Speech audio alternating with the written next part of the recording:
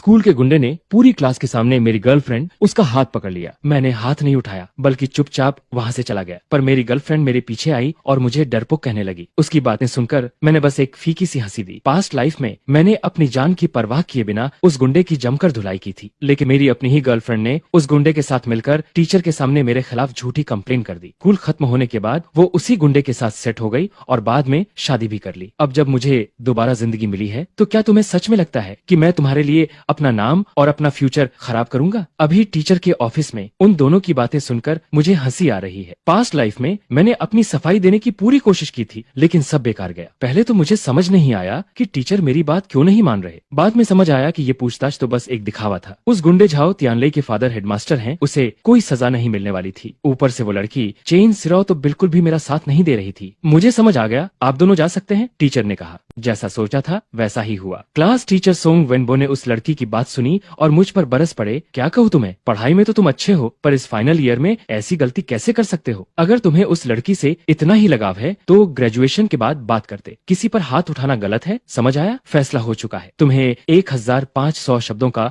Apology letter लिखना होगा और पूरे स्कूल में तुम्हारी पब्लिक शेमिंग की जाएगी। एग्जाम्स में बस 100 दिन बचे हैं। अपनी पर्सनल लाइफ के चक्कर में अपना फ्यूचर खराब मत करो। मैंने एकदम शांत चेहरे के साथ कहा। मैं मना करता हूँ। ये सुनकर टीचर सोंग आग बबूला हो गए। उनकी आंखें फटी की फटी रह गईं। क्या कहा? मना कर रहे हो? सामने वाले के पेरेंट्स ने केस नहीं किया, यही बहुत बड़ी बात है। साफ सुन लो, तुम अपॉलॉजी लेटर लिखो या ना लिखो, तुम्हें सजा तो मिलेगी ही। अगर अपनी गलती नहीं मानोगे तो मुझे तुम्हारे पेरेंट्स को स्कूल बुलाना पड़ेगा। मैंने बस एक हल्की सी मुस्कान दी। टीचर ने कंप्यूटर पर मेरे पेरेंट्स का नंबर निकाला और फोन लगाने लगे। सच कहूँ तो मुझे अब कोई फर्क नहीं पड़ता। पास्ट लाइफ में मैंने जो जिल्लत झेली, जिसकी वजह से मेरे बोर्ड एग्जाम्स खराब हुए, वो असली दुख था। अब मेरी सक्सेस और मेरे फ्यूचर के बीच कोई नहीं आ सकता। वैसे आप कुछ भी बोलिए, मैं अपॉलॉजी लेटर नहीं लिखने वाला। मेरी बात वही है, मैंने कुछ गलत नहीं किया। सच क्या है ये आप भी अच्छे से जानते हैं टीचर। इतना बोलकर मैं बिना पीछे मुड़े ऑफिस से बाहर निकल आया। मजाक है क्या? मैं एक रिबॉर्न पर्सन हूँ, क्या मुझे इन धमकियों से डर लगेगा? अब जब मैं वापस हाई स्कूल के फाइनल ईयर में आ ही गया हूँ तो दोबारा झुकने का कोई सवाल ही नहीं उठता। जब मैं क्लास में वापस गया तो सब सन्नाटा टूट गया। मेरे कुछ दोस्त जो मेरे करीब थे फौरन घेर कर पूछने लगे, क्या हुआ भाई, क्या हुआ? मैंने बस मुस्कुरा कर कहा, और क्या होना था, अपॉलॉजी लेटर लिखने को कहा।